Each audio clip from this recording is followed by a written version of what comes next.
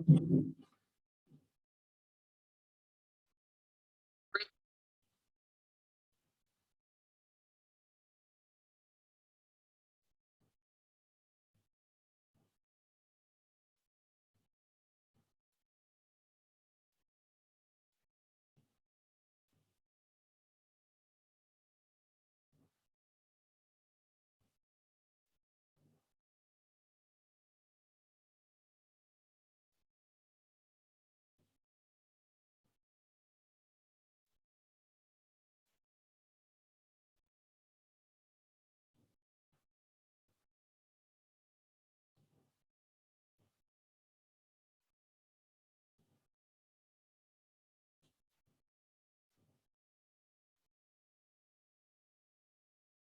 in progress.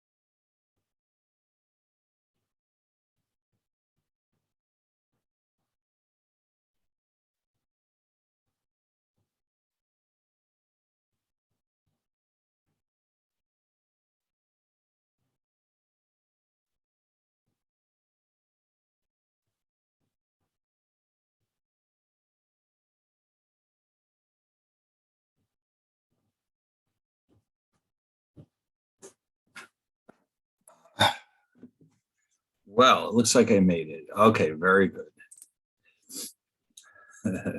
I wasn't sure, so I just want to let you know there's a chance at least that I might not have gotten back in time, but here I am, so we can get back to it.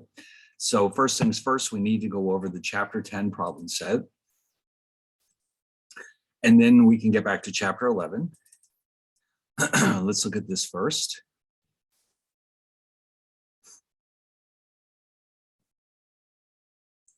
All right, let me save this.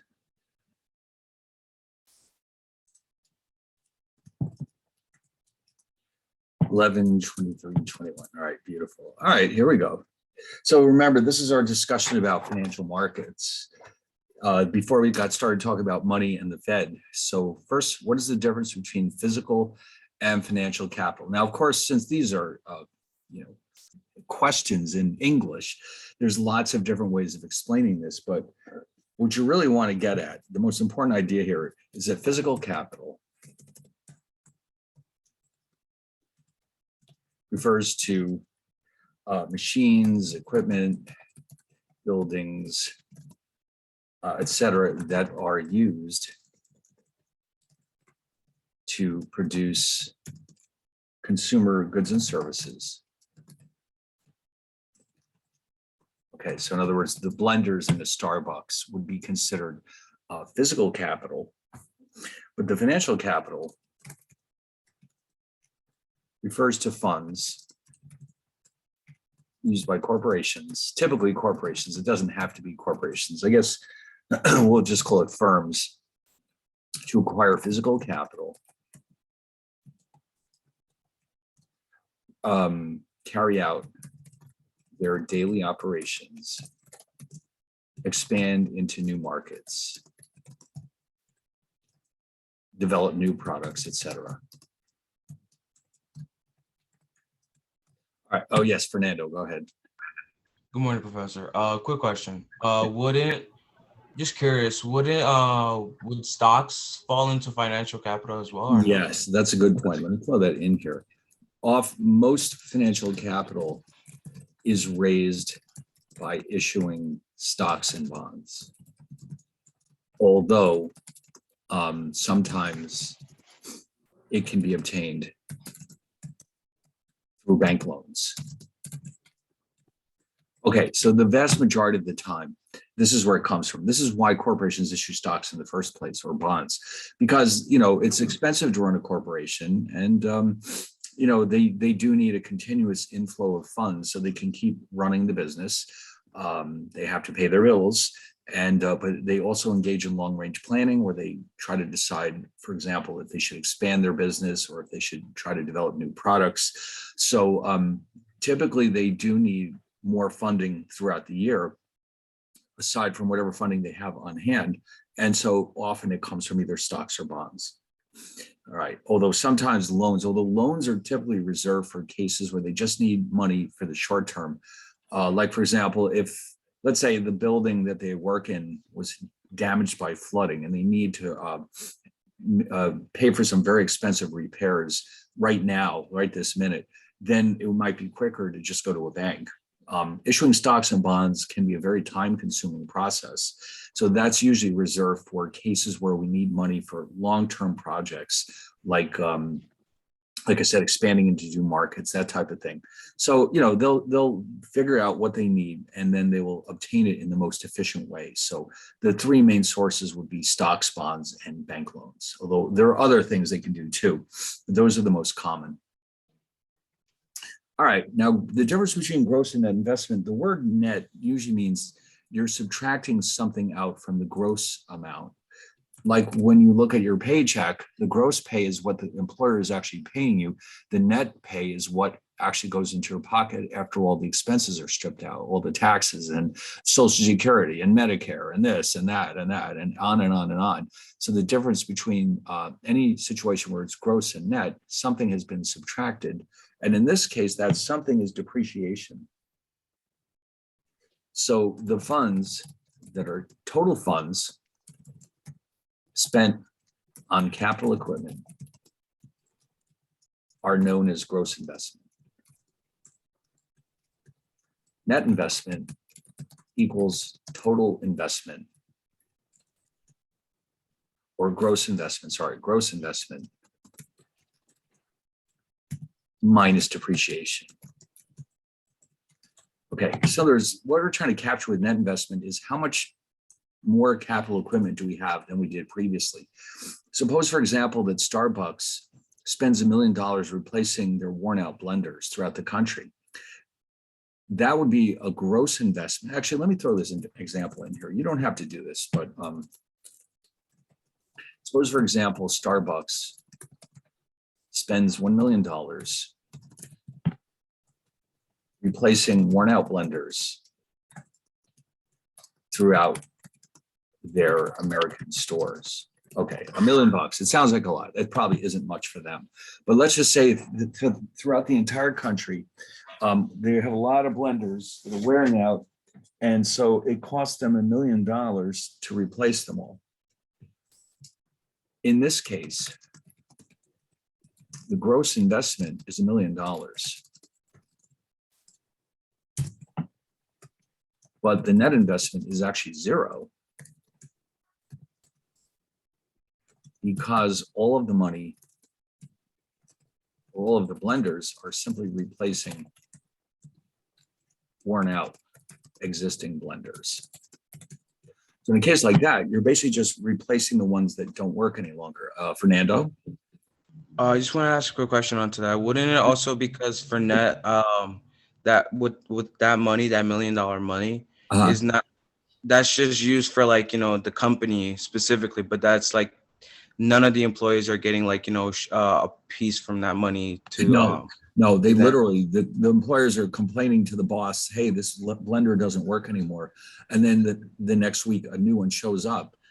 Amazon delivers them a brand new blender, and the employees are happy because they have new equipment, but none of this money goes into their pockets. The company is literally just throwing away the worn out ones and buying new ones.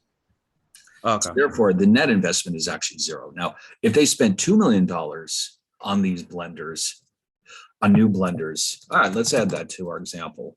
If Starbucks spent, let's say, $3 million, whatever. I mean, for them, this is nothing. On new blenders, of which $1 million is meant to replace worn out blenders, then the gross investment is $3 million, and the net investment is 3 minus 1 equals 2 million. In other words, they've increased their inventory or their stock of new blenders by $2 million. They spent 3, but 1 million was meant to replace the ones that they had to throw out. So altogether, they now have $2 million more worth of blenders. So that's the difference as far as investment goes between gross and net. And now also, by the way, I just want to mention that the money they spend replacing the existing blenders is actually tax deductible for a corporation, because it isn't really it's money that they have to spend to replace worn out equipment, and it does reduce their profits. So therefore, it is tax deductible. Now, for you and I, when our car depreciates, that's not tax deductible. But in this case, it is, because they're using the blenders produce consumer goods. All right. Well, anyway, a capital gain means this occurs when an investor can sell an asset for a price higher than he or she paid for it. Okay, so for example, if an investor buys a share of Apple stock for $150 and then sells it for $200, this is a $50 capital gain. And capital gains can occur in other areas too. Like if you sell your house for more than you paid for it, that's also considered to be a capital gain. So in other words, anytime you have some kind of an investment that gains in value, that is defined as a capital gain. And the reason why that matters in the real world is because capital gains are typically taxed at a lower rate than other types of income. So investors are very careful among many considerations when they buy and sell stocks and bonds, et cetera. One of the many things they're thinking about is the tax implications of all their trades. Because if they're careful, they can keep the taxes down to a minimum and not let it swallow up all of their profits. Okay, so this takes a lot of thinking and planning. But yeah, that's important. And that's why people hire professional advisors, because they are on top of all of this. If you have enough money to pay somebody to help you with it, this is one of the many services that they will provide. All right, well, anyway, face value, this is the price of the bond when it is until its maturity date. And at maturity, okay? In other words, so for example, most US bonds have a face value of $1,000. So that means when first issued, The yield, investors pay the $1,000, and on the maturity date, the fixed income securities coupon is will receive $1,000. it's paid. Now, the interesting thing here, and this is sort of a side discussion, but it's important, in between, at any time in between, and again, you don't have to do this when you do this on your test, you don't have to fill this part in, but at any time in between, the bond's price will typically fluctuate. It will rise if interest rates fall, and fall if interest rates rise. Okay, so in other words, the price of the bond is only guaranteed to be $1,000 on those two dates, when it's first issued and when it matures. In between, it can have any price depending on what's going on with interest rates, which do change pretty regularly. They don't tend to stay at the exact same level forever. They do tend to float around. And in fact, when the Federal Reserve gets together, they can decide to raise rates themselves or lower rates. But even if they don't, market rates can fluctuate. The Fed isn't really in charge of all the different interest rates in the economy. What they're doing is they're setting a target for the shortest maturity securities, and then the rest tend to follow. We'll talk about that in our discussion about the Fed. Anyway, the coupon rate. Now, remember, we saw some interesting pictures of bond certificates, and you can see that this coupon rate is listed right on the bond certificate. The coupon rate is the percentage of face value that is paid in the form of interest to investors each year. So just as a quick example,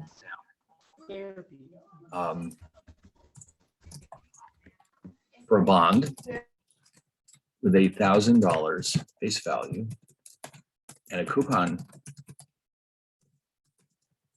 rate of 8%, the annual coupon will be $8 times $1,000, which is $80. So the coupon rate, so I just want to make a distinction here. The coupon rate is 8%. The coupon is $80. So the difference between the two is one is a percentage and one is a dollar amount. So, at this point in time, you're not likely to get such a high coupon rate unless the bond is terribly risky. But let's just say that this bond was issued in the past when rates were much higher, and it's still paying 8%. So you would get $80 a year. All right. So, and we saw, I think, do you remember we talked about why they're called coupons? What was the reason? What was historically, why were they called coupons? Does anyone remember? Oh, let me refresh your memory for a second here.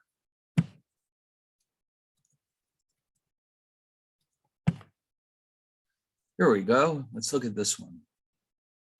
You see the bond is issued with all these little strips of paper attached to it.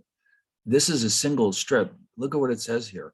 This is a bond issued by the U.S. Treasury Department that would have been issued in 1967 and it would have matured in 1972. The face value was $500 and the coupon is 2.5%. That means now 2.5% of $500 is $12.50. Let me just double check that. $12.50. So typically in the US, bonds pay interest or coupons twice a year. So in other words, instead of paying you $12.50 once a year, you would have been paid $6.25 twice a year. But in order to get your money, it wouldn't have come to you automatically. You would have had to go through the trouble of taking this certificate or coupon and taking it back to the Treasury Department or a bank that acts as their agent, and they would give you the money. So in other words, it says right on it, will pay to the bearer on the, oh man, something's wrong here. It should say will pay to the bearer on demand at the Treasury Department, Washington, or at a designated agency. Somebody slipped up here. The word deposit on demand is missing here, but so this is how you would have cashed it in. Of course, now everything's done online. I mean, you'd have an account with the Treasury Department and they would just automatically credit your account with the $6.25 every 6 months. And that would be the end of it. As easy as can be. But historically, this is how it was done. Now, you might think, well, 1969, that wasn't that long ago. But at this point in time, basically nobody had computers except gigantic corporations and the Pentagon, I guess. Most individual companies didn't really have computers, or at least if they did, they would have been so crude that they would have been, I mean, let's just say that they would have been less powerful than an Apple Watch or even a small calculator. All right, but that's the reason why they're called coupons. They're physically coupons. You take this in and redeem it and you get your money. Just like getting $1 off from eggs in the supermarket. All right. Now, a call provision, this is a provision which enables the issuer of a bond to repurchase it from the buyer in the future at a predetermined price. For example, suppose a corporation issues a 30-year $1,000 face value bond. The bond matures in 2051. Now, if the indenture, as it's called, or a contract contains a call provision, which enables the corporation to repurchase the bond, or let's say it's probably more than 1,000 in 20 years, then the corporation has the right to buy back the bond in 2041 at a price of $10.50. And you don't have any choice. You have to sell it back to them. That's part of the agreement.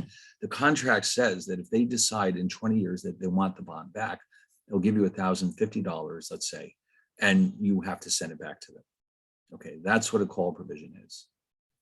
Now, a typical call provision would not actually be for just 1 year. It might be for every year going forward after 2041, but every bond is different. But in a nutshell, this is what a call provision does.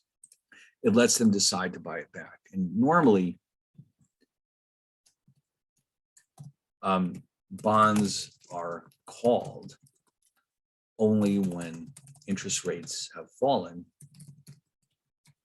since the bond was first issued. The issuer wants to reissue the bonds with a lower coupon rate. That's what the purpose is. They don't want to be stuck paying 30 years of high interest rates if they can help it. So they basically say, listen, if rates do go down, we want to have the right to call it back and then replace it with a new one with a lower coupon rate. And most corporate bonds are callable. It's just a fact of life in the United States bond markets. Treasuries are not, but most corporations do provide or do have a call provision. All right, now what is one of the major issuers of bonds in the US? Well, there's basically 4 of them. You can list any one of them. You've got the US Treasury sitting on top, of course, because their deficits are massive. Corporations, municipalities, as we've already seen, which means city, state, and local governments. And then finally, we have foreign governments and corporations can also issue bonds in the United States if they choose to do so. Anyone can get, I mean, you have to get permission, of course. You have to register and, there's a lot of paperwork, there's a lot of regulations, but in principle, any foreign entity can issue bonds in the United States as long as they follow the rules. Yes, Fernando. And what it means by issuer, meaning like, companies that provides these this type of service of bonds? Yeah, like here's a classic example. Let's say Nissan produces cars for the American market in Tennessee. They have factories in Tennessee. It makes sense because when you build a car, I mean, it must cost a fortune to ship it from all the way from Japan to the United States. So rather than doing that, they build them right in the US, which makes the US happy because it provides a lot of jobs to Americans and it also generates a lot of tax revenues for the US government. So if a foreign producer wants to produce something here, they'll be welcomed with open arms. But the thing is, as far as Nissan is concerned, their costs and revenues will be denominated in dollars, or at least their costs and revenues from this division, from their Tennessee operations, let's say, will be denominated in dollars. Okay, so because of that, therefore, if Nissan needs funds to run their Tennessee operations, it makes sense to borrow dollars by issuing bonds in the United States rather than in Japan. Now, if their home divisions need money, well, then that's different. Then they'll issue bonds in Japan because then they need yen. But for their foreign operations, they're going to probably borrow what they need in the local market. So if, let's say, they have factories in France, they'll do the same thing. They'll issue bonds in France and they'll raise euros because that's what their expenses and their revenues are denominated in. Okay, so it's not that unusual. And then foreign governments. Now, some foreign governments, namely, let's say, such as Argentina and Brazil, have such massive deficits that they may not be able to raise enough funds in their own countries. So they turn to the United States bond markets.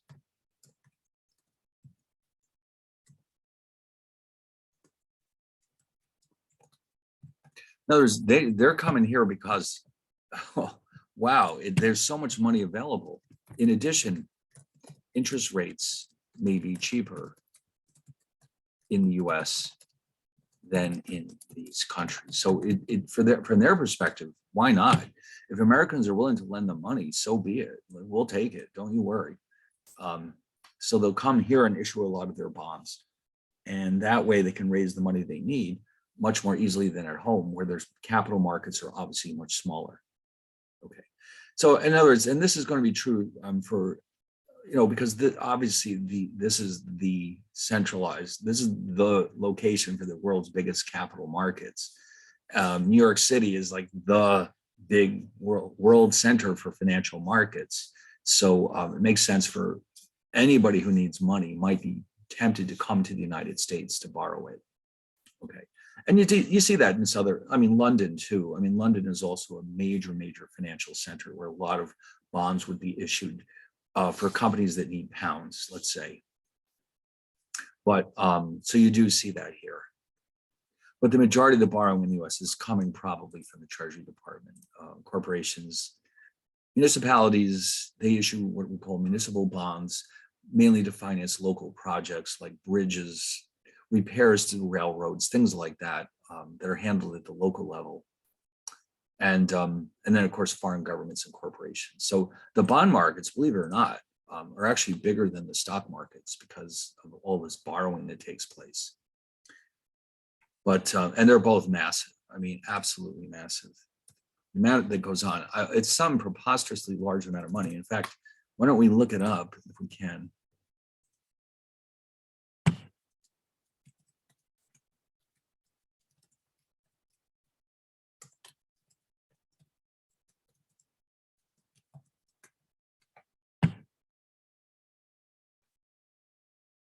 Okay, the bond market for the entire world is about $119 trillion and $46 trillion for the United States. That's a lot of money considering that our annual GDP, as you know, is roughly $20 trillion. So we're looking at more than 2 years worth of GDP is the size of the US bond market. The stock market is pretty close to that. It's a little lower than that.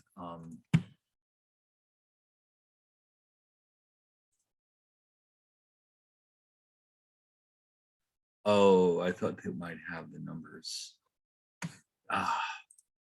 But if I remember correctly, it's slightly smaller than that. Not that much. All right, we can find it some other time. All right, the difference between now, here's what we want to remember. With the treasury markets, treasury bills, this is what distinguishes them. They have a maturity from 1 month to 1 year. Treasury notes, maturity is from 2 years to 10 years.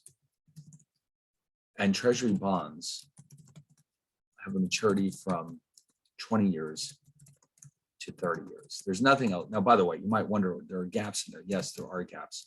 There are some maturities that are very popular with investors and some that are not. So you don't see in here, for example, 15 years. They don't exist, or at least not anymore. They just weren't popular with investors for whatever reason. This is what people want. You notice the treasury bonds don't go out past 30 years. There's no 40-year, for example. And again, it's simply because that's not what investors want. The Treasury says, oh, we want to borrow your money, so we're going to make this as easy as possible for you. We're going to offer you maturities that you want. And not only that, but at this point in time, you can actually buy these directly on the internet without going through a broker. So we want you to come here and lend us money. And so they will make it easy. In fact, fairly recently, they reduced the minimum investment in these securities. You can now buy as little as $100 at a time. They're hoping that small savers will be tempted to put their money in treasuries rather than putting it in the bank. And that's one of the ways they can do that for you. All right. Now the Standard & Poor's system, we discussed this. They rate bonds. The lowest rating for bond that is investment grade. Why don't we go back and look at the chart that we had in that chapter. You might recall that they're letters. And let's see, where was that? Oh, there's my picture. This is getting to be a little bit more appropriate. They probably have the tree up by now down there. I haven't been in the city since the COVID got started. That will change this week. I actually have an opportunity to go down there and do something fun but I haven't been down there in a while. It was so cool at Christmas time, I can tell you. But anyway, I guess things are getting more back to normal down there. The credit ratings for bonds, here it is, here it is. So I've got it in two columns. Investment grade is everything from AAA down to BBB minus. Over here, we have the so-called speculative or junk bonds, which means be careful, because while they may promise you very high coupon rates, there's always a chance that you might not get all your payments because the company could go out of business. So this is pretty much considered to be the threshold. Anything from BBB minus and up is considered to be pretty safe. But the better the credit rating, of course, the lower will be your coupon rate.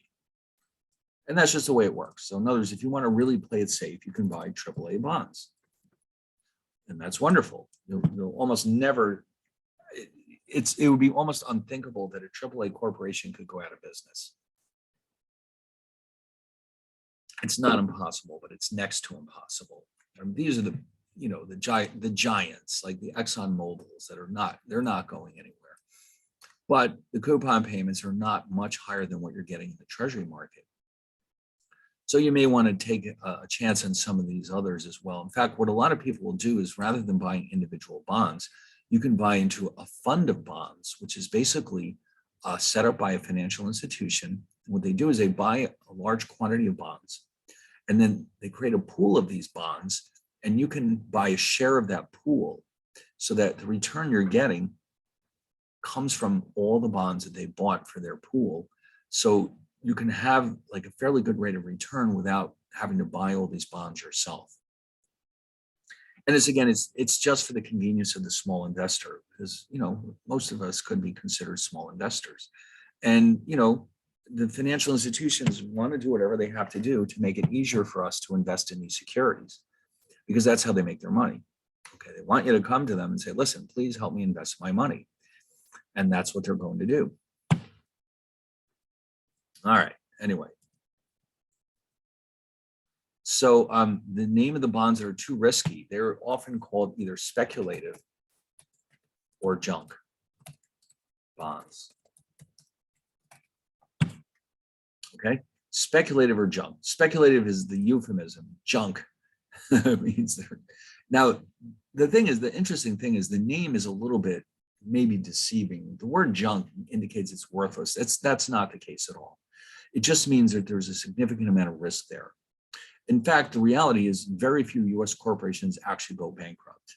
It's a very rare thing for a corporation to actually go bankrupt. It just doesn't happen that often. So it's not like you're just rolling the dice here with the junk bonds. It's just that you have to be careful. In fact, there are specialists on Wall Street whose job is to buy junk bonds from companies that ultimately do not go out of business. And if they're successful, they can make an awful lot of money, okay, because they understand this process very well. All right, well, anyway, a municipal bond, this is issued by a municipality, which is a city, state, or local government, okay? Normally, these bonds are used to finance local projects. And in fact, there's actually a fund set up, or there's a government agency set up called the New York State Dormitory Authority. And what they do is they make money available to colleges who need a lot of money in a hurry. Like, let's say Purchase decides that, you know what, we're bursting at the seams with students, we need more dorms, but they're going to cost $100 million. Oh no, what do we do? Well, they can go to the New York State Dormitory Authority and say, could you please lend us $100 million?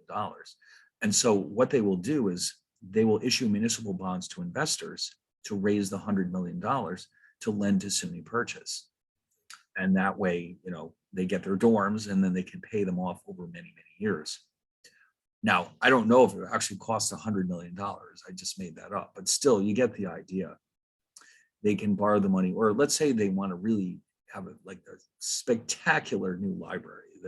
They think the old one is getting a little dated, and they say, you know what, we need a really top of the line library. That's one way they could get the money, by going to the New York State Dormitory Authority and borrowing it. And they would in turn issue municipal bonds to the public and raise the money. Or when they, like I said, when they built the Tappan Zee Bridge, the new one, this is how they would have financed it. Because it's a big project, billions of dollars, which is a lot of money for a state. That's not so much for the federal government, but that's a lot of money for a state. All right, a bid-ask spread. Okay, so the bid price is the price at which a dealer will buy a stock from an investor. The ask price is the price at which an investor can buy a stock from a dealer or broker. Okay, so there's always going to be those two numbers. For example, the bid-ask price for Apple could be 155, 165. So this means that an investor can sell the stock for 155 or buy it for 165. Now, the normal bid-ask spread, it wouldn't be that big. I mean, that probably is an exaggeration, but the thing about the bid-ask spread is for larger transactions, the bid and ask price will be very close to each other. So in other words, if you're, for example, for an investor who is buying $1 million worth of Apple stock, the bid-ask price are likely to be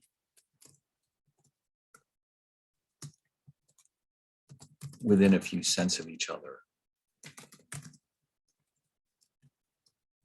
Like, for example, you might see this 1,659.97, 160.05 or something like that.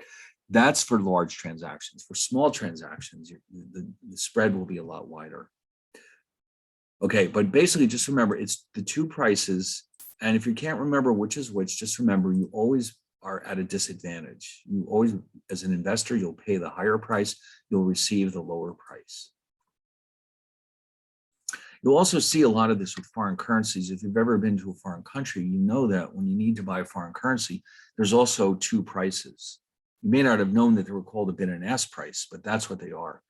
You always pay the higher price for the currency and you receive the lower when you bring it back to the United States. Okay. And they can be pretty wide, especially for small amounts.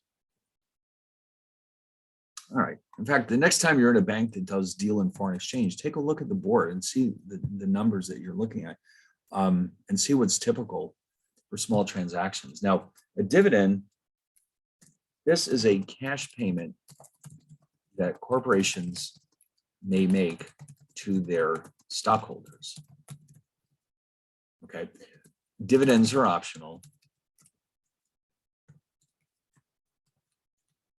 They may be declared by the board of directors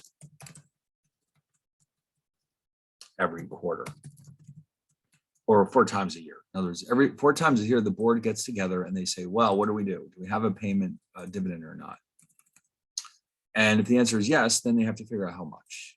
And if you get a dividend, it's credited to your account because most likely you have everything online.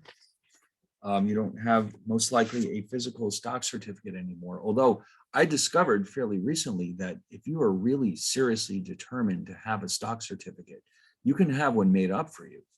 Like suppose I buy Apple stock and I see that the stock is in my account, but I really want to have an actual stock certificate from Apple. If you get a hold of the company, they'll print one up for you if you really want one, but it won't be legally valid. You can't sell it to somebody else. It simply represents the company, unlike in the past when that actually the ownership of that certificate meant you own the stock. But still, they're available if you really want one. And if not, you can go to a dealer online and buy historical stock certificates because they're quite interesting. In fact, suppose you thought, you're like, I know I need a Christmas present for somebody I know who's really big time into investing.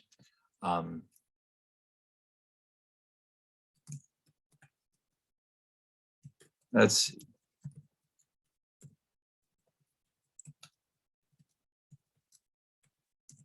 Most likely this is going to send me to eBay, but let's see what happens.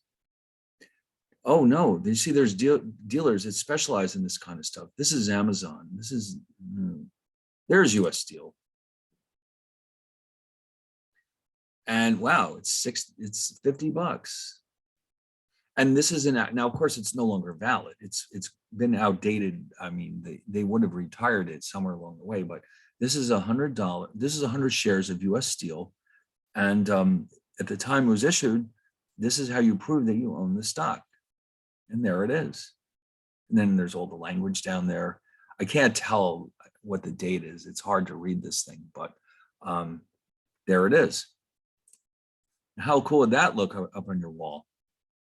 That would tell people I'm serious about this stuff. I'm very serious. Oh, they've got all kinds of them. Sure, absolutely. Yeah.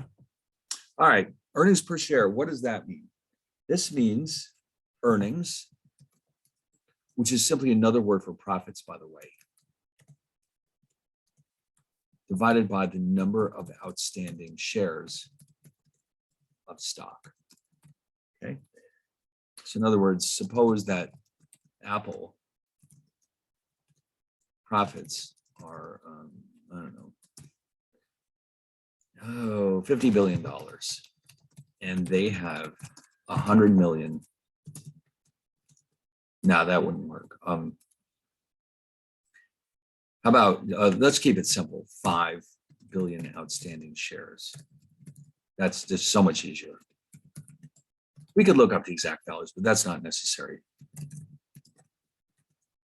Then the EPS would be 50 billion divided by 5 billion, which is $10 per share.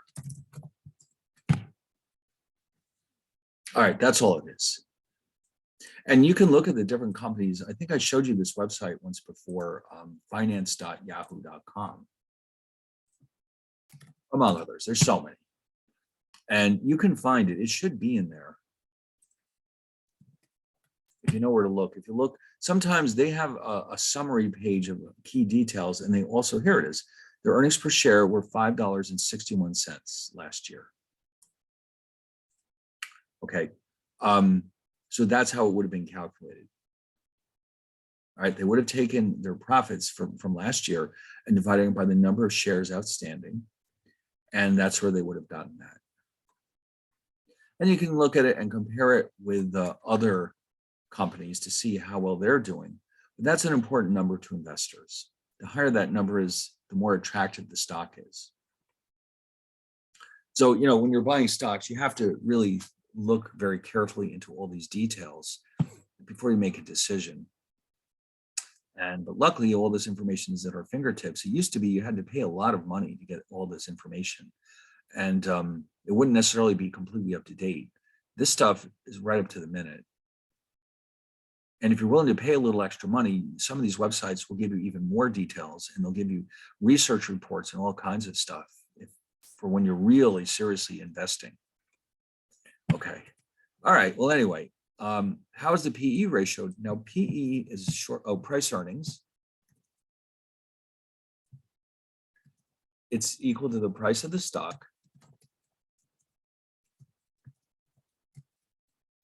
over EPS. So based on the example in question 14, if the price of Apple stock is 150 per share, while the EPS is $10 per share, then the PE ratio, as it's called, would equal 150 over 50, 10 rather, which is 15. Okay, it's just a pure number. It's not a dollar amount, 15. This actually means that investors must pay $15 to acquire $1 of Apple earnings or profits. Okay, and you can use that can help us understand how the market views this company. It's really an indication of how confident people are in the future of this company. The higher the PE, usually that means that the company is more well regarded in the marketplace. Either that or the economy is really doing well, or some combination of both. All right, what is one possible source of loanable funds? Now, this is based on the second half of the chapter, the loanable funds model. We're going to consider that to be private saving, public saving, which means government, if ever the day comes when they have a surplus, and international borrowing. So in other words, when investors buy treasury bonds, they are actually lending money to the United States government. So that it could be considered a form of international borrowing. And in fact, a lot of foreigners do own a lot of treasury securities because they're so safe. You know, a lot of central banks, the Bank of China owns over $1 trillion worth of treasuries. The Bank of Japan also owns over $1 trillion. It's a good investment for them. And it also makes it easier for us to finance our purchases from those countries, because those are two countries that depend very heavily on exports for their economy to grow. All right.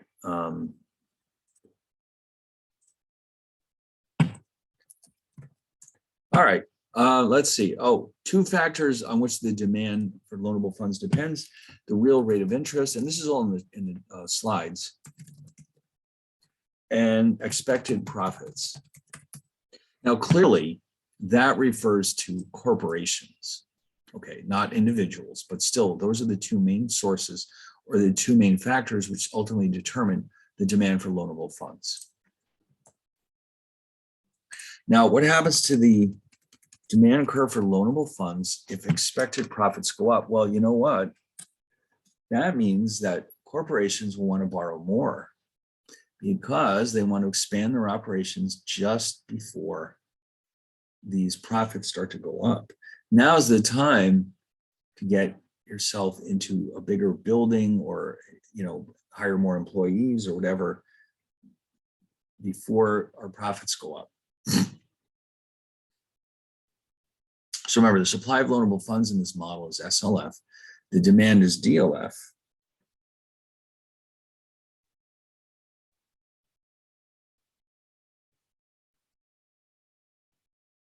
So we have,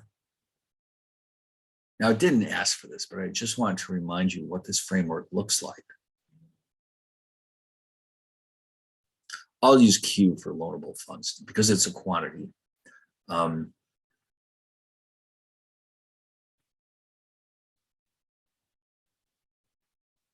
So just the mere fact that profits are expected to rise because, let's say, the economy is doing well, there'll be an increased demand for funds, but of course, interest rates start to go up, which is normal. Interest rates tend to rise when the economy is strong, and this is one of those reasons, because more people want to borrow. It's just that simple.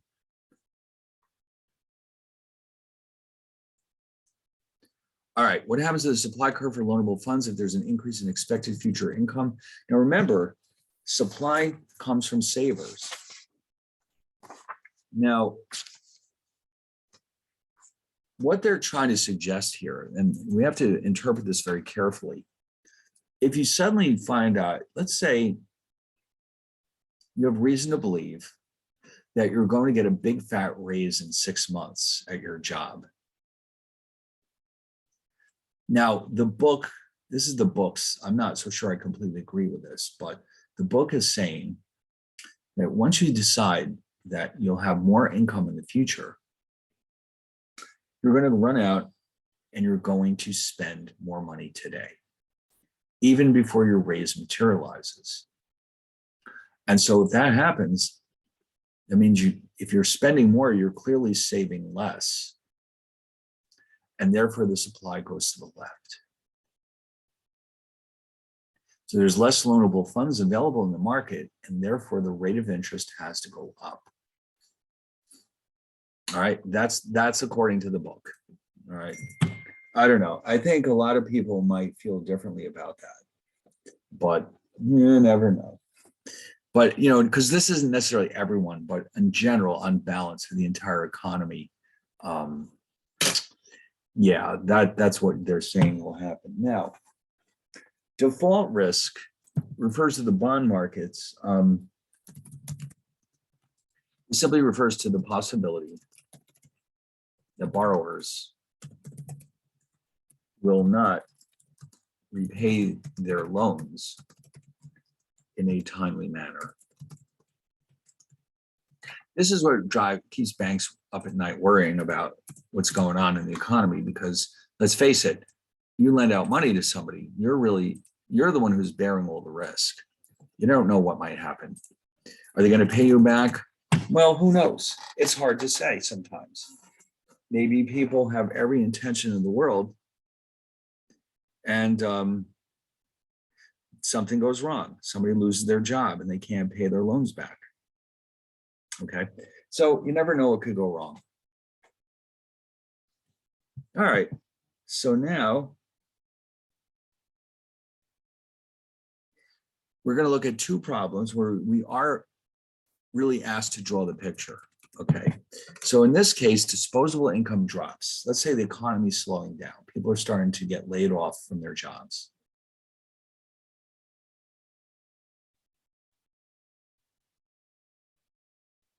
Bad news. Now, what that means is if you have less money, clearly you're going to save less. You've got to pay your bills. And you may have to draw down from your savings. And so in general,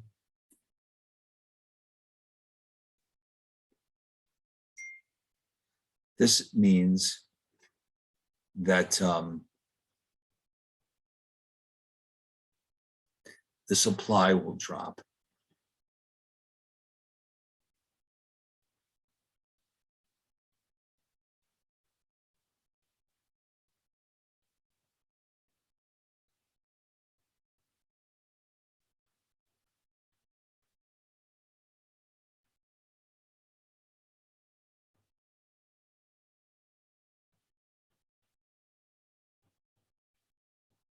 All right, so we went from here to here. So in other words, after people start losing or their income starts to go down, then all of a sudden the supply should drop because they have less money to save. They need to spend some of that savings just to survive, pay their bills, let's say. Okay. Now, what about this one? What if the budget deficit increases? Now, in the book, what they do here is that they're actually making a distinction between the demand from the public and the private sector. So this one's a little bit trickier. So here's how they handle it.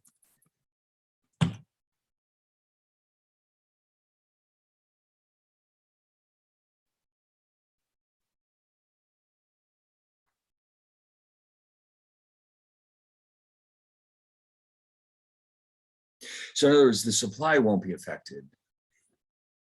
The government will demand more loanable funds. So what they're saying is that, and it's a little bit confusing, I think, the way they've done this, but they've got a public demand for loanable funds. And because that increases,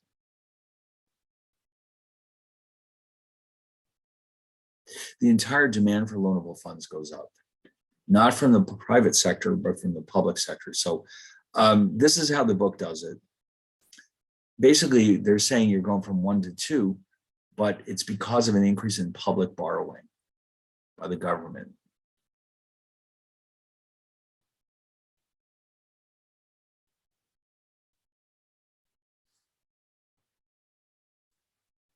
The bottom line is the demand goes up and interest rates go up. That's really the important detail.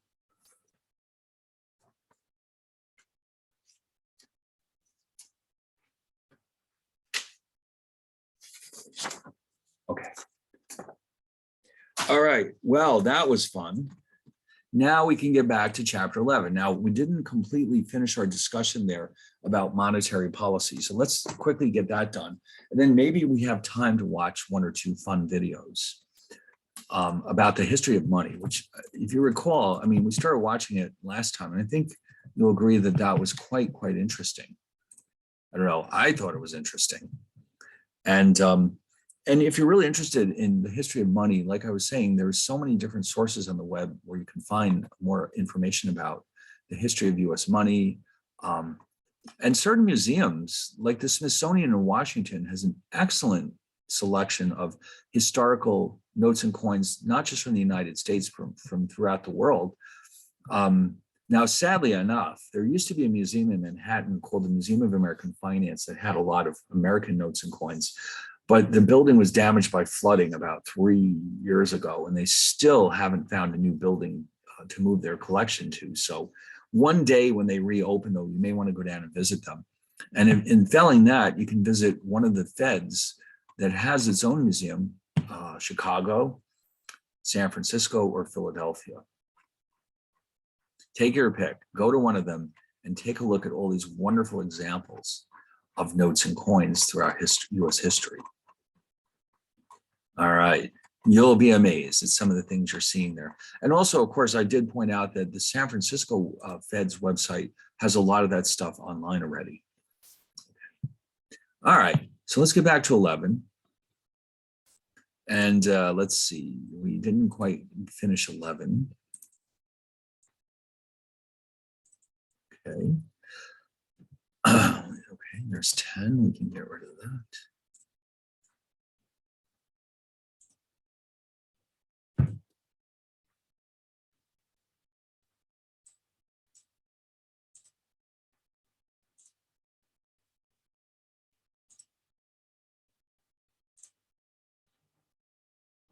Today's the 23rd.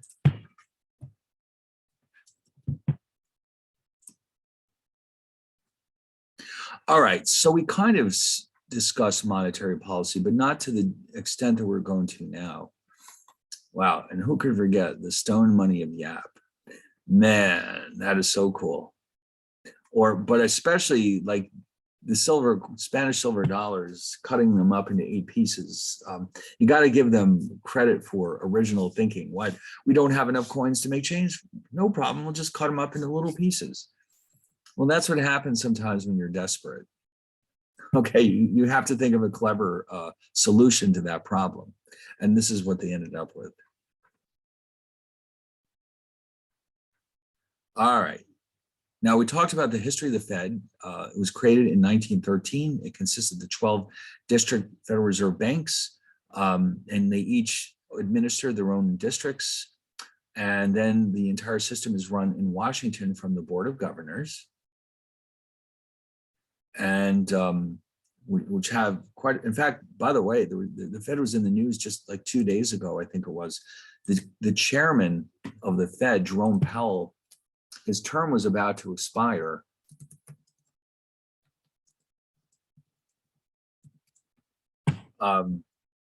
He had one term. He was appointed by President Trump 4 years ago, and then Biden decided to keep him on as the Fed chairman. He didn't have to. I mean, the president can choose who's the chairman, although the Senate has to approve him. It's just a formality. I mean, nobody would ever be picked for the Fed chairman who isn't completely like a perfect candidate. I mean, they're all like, these are all like Ivy League PhDs who've been working in banking forever.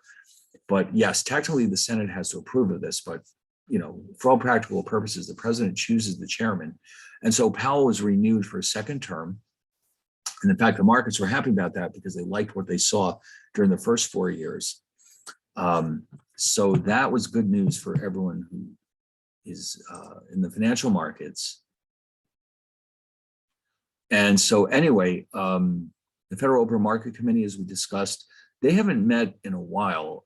When they do meet, they have to decide if they should keep rates where they are or maybe raise them or lower them. The Federal Open Market Committee has 12 voting members, seven members of the Board of Governors, and 5 of the 12 Federal Reserve District Bank presidents, one of which is always the New York Fed president. Again, because When monetary policy is conducted, it's done through the New York City Fed because they're right in the Wall Street district. Okay, so and we also discussed the federal funds rate. The banks frequently borrow and lend reserves among themselves. Okay, some banks at any given time don't have enough reserves to meet their targets. Other banks might have more than enough. So they borrow and lend among themselves. And the rate that they pay is called the federal funds rate. The Fed doesn't choose that rate, but they do choose a target for it. And what they'll do is they'll try to make sure that the actual rate doesn't deviate too much from the target that they've chosen, which at the moment, in fact, we can look it up on their Fed website.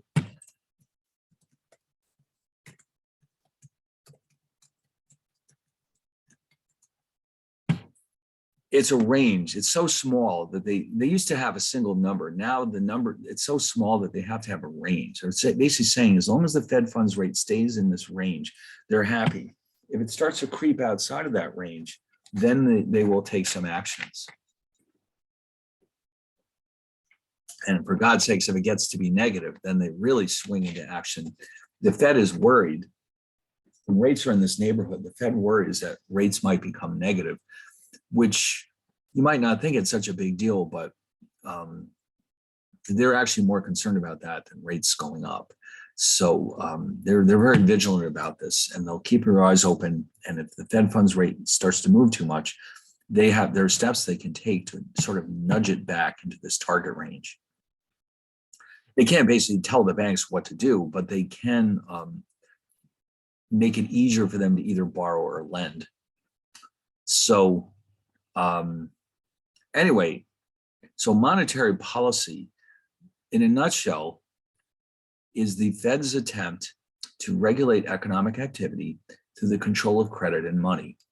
Okay, now when we say regulate economic activity, what that means is they're trying to keep unemployment from rising and inflation from rising. They do not want either of those to go up.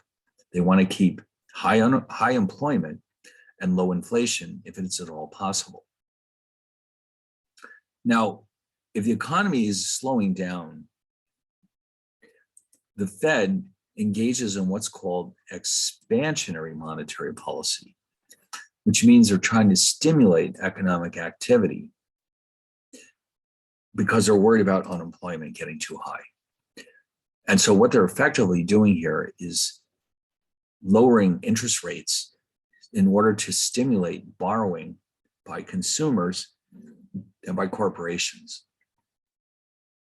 Just as a quick example, if they lower rates, you're more likely to go out and buy a new car, let's say, or a business is much more likely to expand the size of their operations if they can borrow more cheaply. Let's say they can issue bonds with a lower coupon rate if interest rates have dropped. So the Fed knows this, and so when they lower rates, they're hoping to stimulate us to borrow more and also for businesses to produce more because they're worried that the economy is slowing down too much or that unemployment is rising too much. On the other hand, if the economy is overheating, if it's growing too quickly and inflation is becoming a risk, then they will try to slow down the economy. And the way they do that is to raise interest rates, which discourages people from borrowing and from companies to expand their operations. So they try to walk a fine line between the two and keep both unemployment and inflation as low as possible. Now, how do they do this? They've got several tools at their disposal. The Fed is a very powerful organization, and it's very well insulated from the federal government. It was set up to make sure that the federal government can't really tell them what to do. And now, in fact, even more beyond that, the Federal Reserve actually has its own sources of income. So they don't even have a budget from Congress, which means Congress doesn't really have a whole lot of power over the Fed because they can't control what they do, and they also can't, take away their budget if they need to. The Fed is really and truly independent of the federal government, and that was by design. Most countries, the federal central banks are fairly independent, but not as much as maybe the U.S. So the U.S. has one of the most independent central banks in the world. And because of that, they can do what they have to do without any interference from politicians, which is hugely important, because they like to butt themselves in where they don't belong.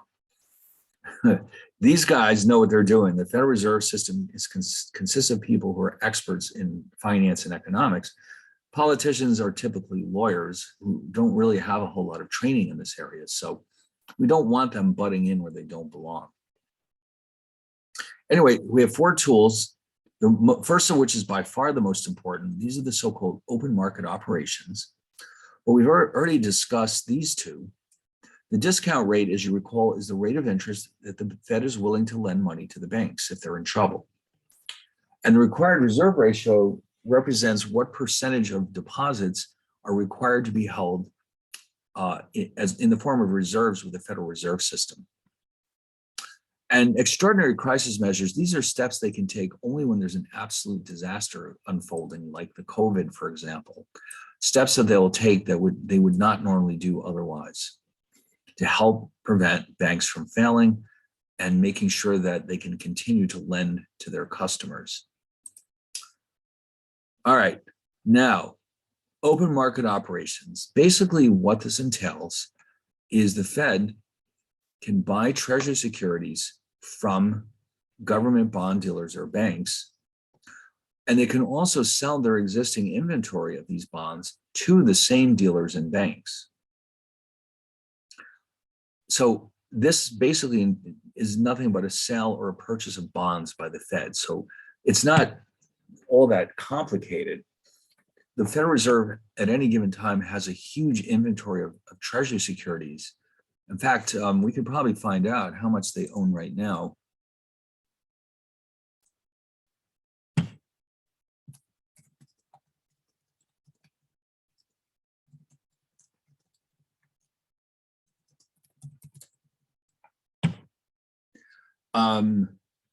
Ooh, okay, well, that's not what I wanted. I wanted the total. $8.3 trillion, okay. Now, just think how much interest they're earning just on that alone. Let me do some math here. $8.3 trillion. Let's see. Hold on 1 second. That's a big number. $8.3 trillion. Suppose let's assume that they're getting, I don't know, 0.5% on their holdings right now. No, that's not true. Federal Treasury bonds pay 2% right now. So if you had $8.3 trillion worth of treasuries in your portfolio, let's see.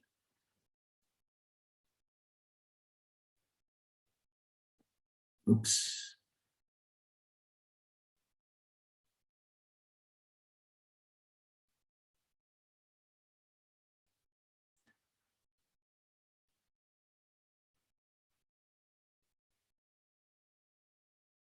That's, oh my God, that's $166 billion in interest every year.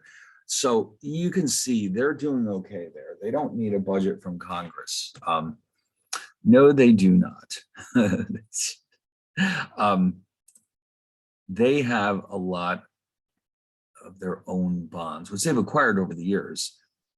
And well, let's just say they don't need to worry about money.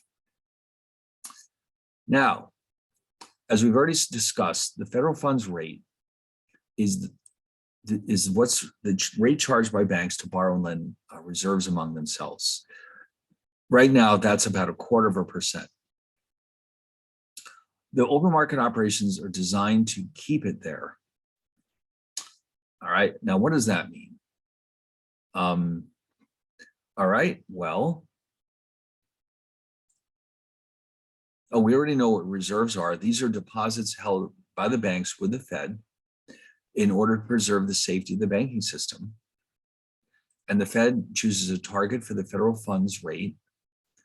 And so let's just, as an example, and by the way, these open market operations are designed to affect the quantity of reserves in the banking system, the amount of the money supply, and interest rates in the economy. So just as a quick example,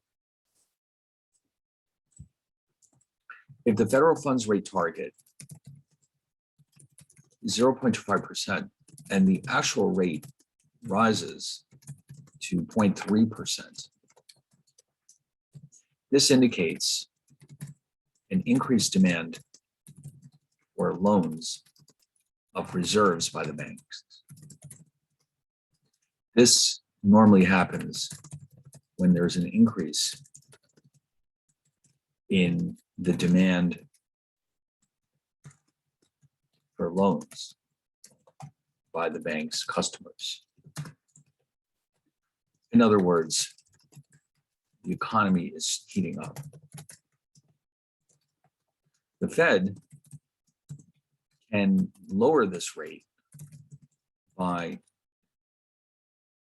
buying treasury securities from the banks and crediting the proceeds to their reserve accounts. Okay, so in other words, is just imagine that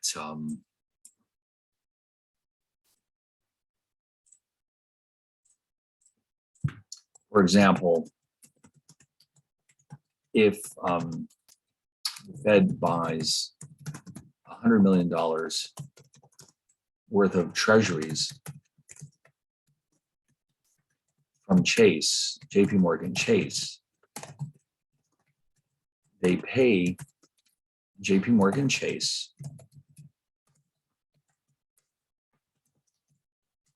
by crediting their reserve account with $100 million. Okay, now here's the thing. This is now available to Chase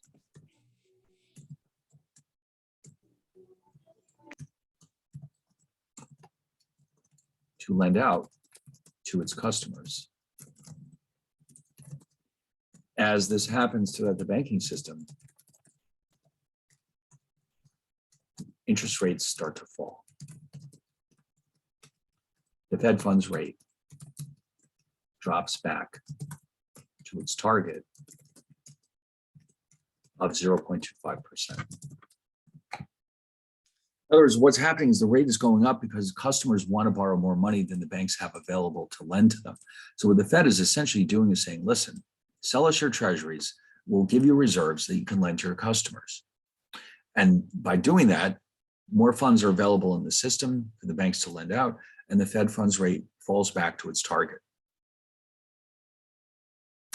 Okay, this is known as an open market purchase. The Fed bought treasuries from the banks. Okay, and by doing so, they've been able to nudge the rate back to 0.25%. All right. But on the other hand, what if the opposite happens? If the Fed funds rate falls to 0.20%,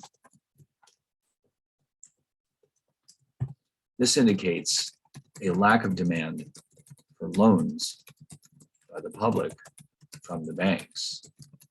The economy is most likely slowing down. The Fed can then reduce reserves in the banking system by selling treasuries to the banks. The banks pay for them with their excess reserves.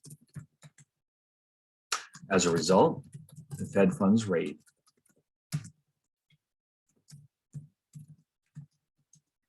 rises back to 0.25%. This is known as an open market sale because they're selling treasuries to the banks. And the purpose of that is to nudge the Fed funds rate back up to its original target. Okay.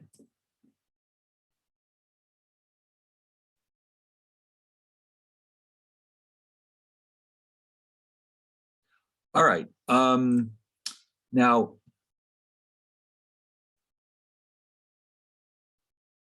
so yeah, if bank reserves increase as a result of an open market sale, then bank loans increase, the money supply increases, interest rates fall, economic activity increases.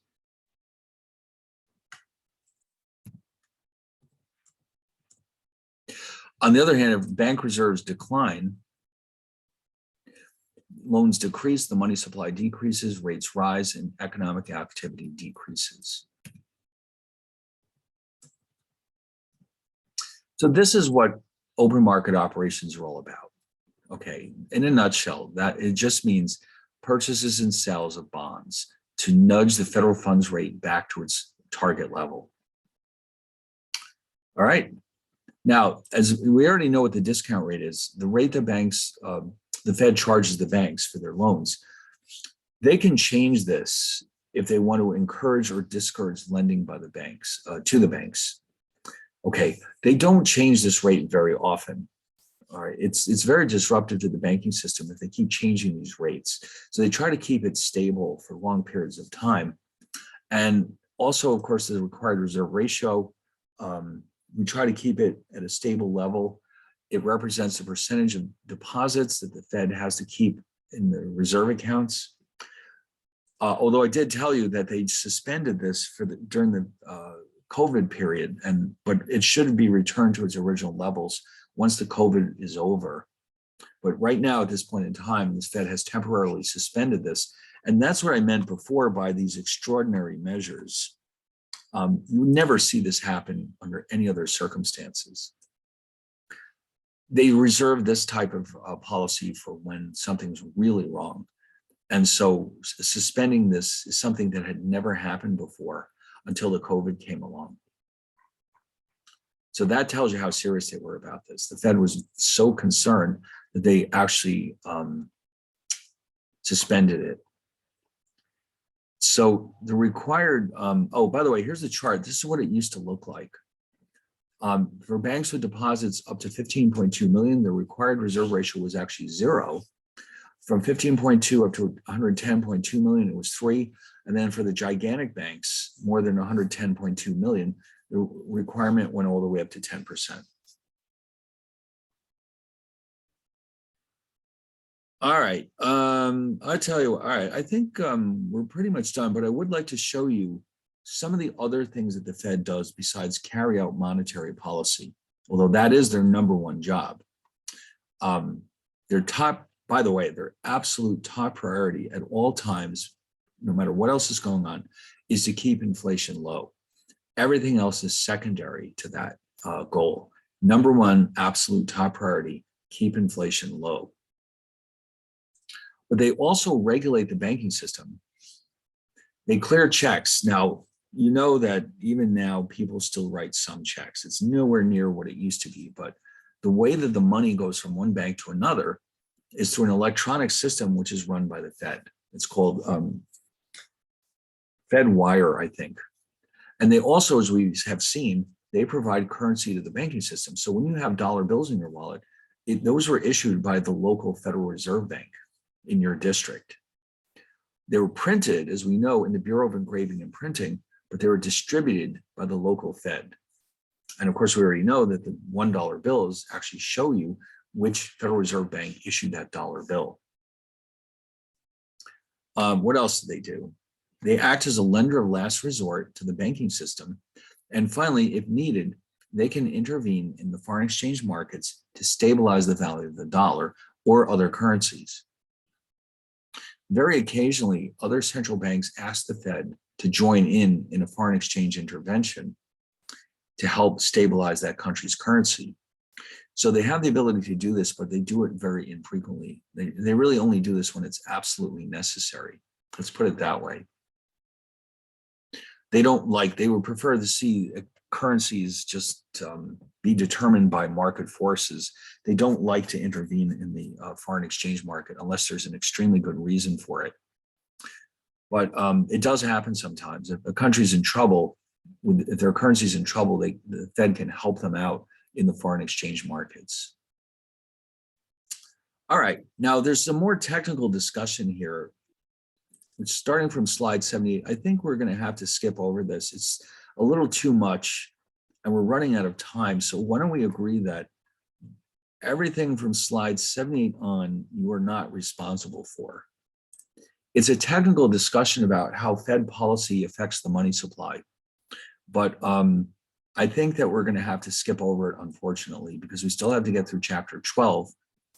And we got some fun videos to watch. And of course, as you know, when we get back from Thanksgiving break, we've only got 2 weeks left and we have to review as well. So this will be one of my budget cuts. Then we can go on to 12, which is more about, it's actually a graphical analysis, which I think you'll like, about money and interest rates and how they're related to each other. So yes, we're going to look at a special new set of supply and demand curves, which refer to the money supply. And they're not as complicated as they look. Let's put it that way. So we're going to get through as much of this as we can, and then we'll review. And then, of course, we'll have our final exam.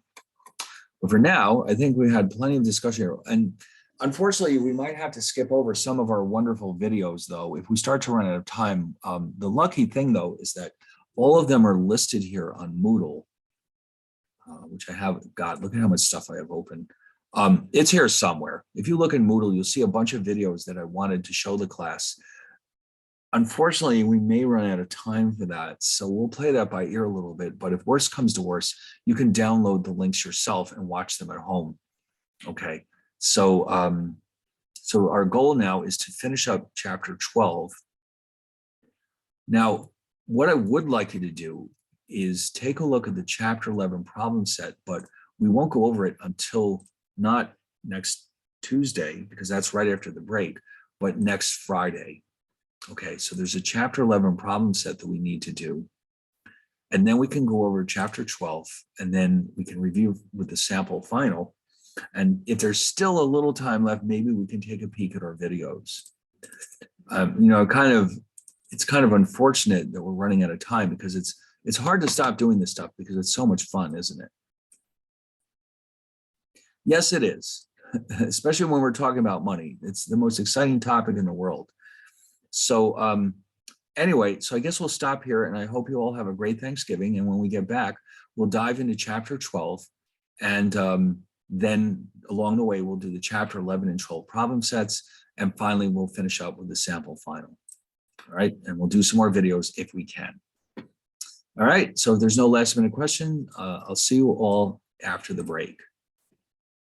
Oh, yes, so in chapter 11, everything up to slide 77.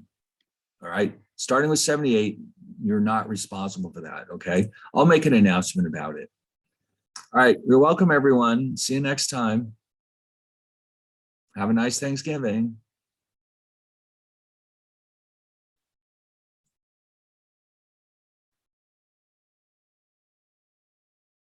Ah, there it was. It was right there. Oh my God.